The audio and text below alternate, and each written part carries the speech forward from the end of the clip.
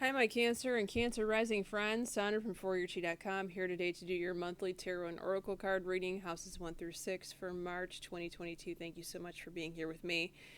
How is it going with my Cancer friends?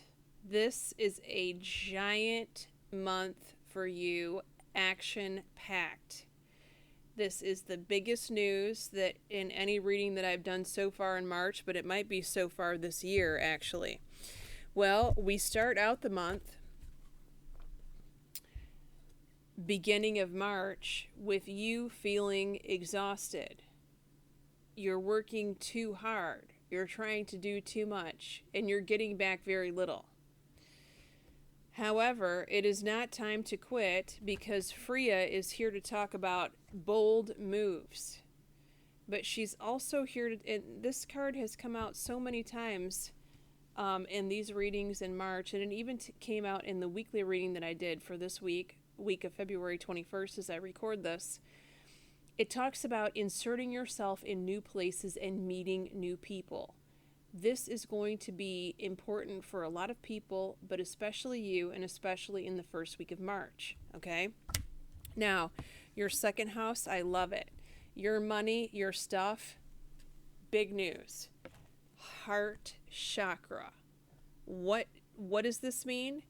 You are opening your heart to receive greater abundance. This is fabulous news. If it wasn't fabulous already,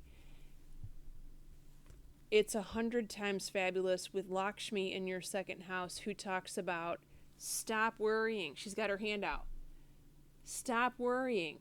Everything is going to be fine with regard to your money. Okay? Your third house. Siblings, brother, sister, discontent and boredom. They are tired of the way things are going, and quite frankly, they're ready for a change. They are not going to execute the plan on the change. They're just thinking about how they want to change it up right now. Okay, they have Artemis the Guardian. They are protected when they decide to do these changes, so not to worry about them, and you may need to be the messenger that tells them not to worry about their life right now. Fourth house. I feel like this has been such a long time coming for you guys and gals. Fourth house, don't forget, is where you live or who you live with. This could also be talking about your father if you don't have anything big showing up in your house of home where you live. New beginnings. This is you taking a step in a brand new, different direction. Yes, this can mean buying a house, moving, changing complete locations, changing states, changing countries where you live. Okay, changing your house drastically, or changing the occupants with whom you share space with. Now, you pulled another money card, and we haven't pulled this. This is kind of a rare money card to pull. I rarely ever pull a Bunantia in these readings. A Bunantia is talking about prosperity, but that she and her energy is pouring down the energy of prosperity from her cornucopia upon you, Cancer. So you are blessed with finances in this new change, in this new beginning in your fourth house. If that wasn't big news, you've got even bigger news in your fifth house. Don't forget, the fifth house rules your socialization, your fun, your friendship circle. For those of you single Cancers, it rules your dating life. But, and I don't always read this fifth house like this, but sometimes children can show up in the fifth house. This is the karma card. This is the biggest deal of your entire 12th house spread in this reading. And it could be the biggest news all year. We're going to have to see. But for some of you, this could be talking about a major event happening with your child. This could be talking about a major person that you are meeting in your dating life, or a major player that's coming onto the scene as far as your friendships are concerned. This could be a new person. But if it's a new person, there is something so familiar about them that you just can't quite put your finger on it. they look familiar, or they talk familiar, or their mannerisms are familiar to you, it's because you're recognizing them from the past lifetime. Okay?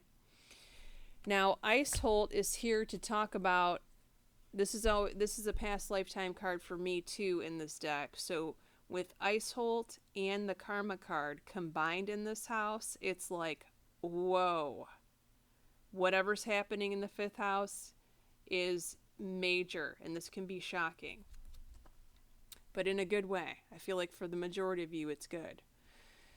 Ice Holt is here to talk about undying love. The love that you have shared is eternal regardless of a situation. This could be somebody coming back to you who you've had a relationship before. This could be an ex. For some of you, this could be a child that has acted up or is about to act up, but you still love them because they're your child. Okay? So the love never dies. Your love never dies. Whew. I mean, it just keeps going on. This major events. This is going to be a whirlwind. One thing after another in March. But it's going to be exciting. It's an exciting whirlwind. It's not a drag. Unless your child disappoints you. That happens all the time. Okay, 6th house, work and health. Victory and success. You are celebrating something at work this month, or you're celebrating something regarding your health.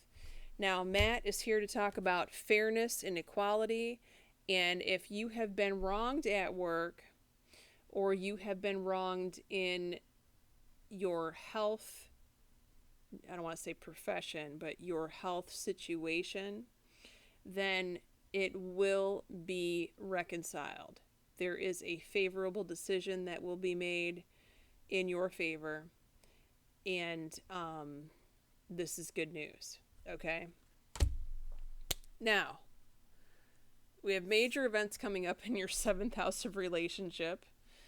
The rest of the reading is not so dramatic, but I mean, wow, there's a lot going on. But before we go to the extended reading, I always look and see who's showing up in the house of relationships for you all as far as zodiac sign is concerned.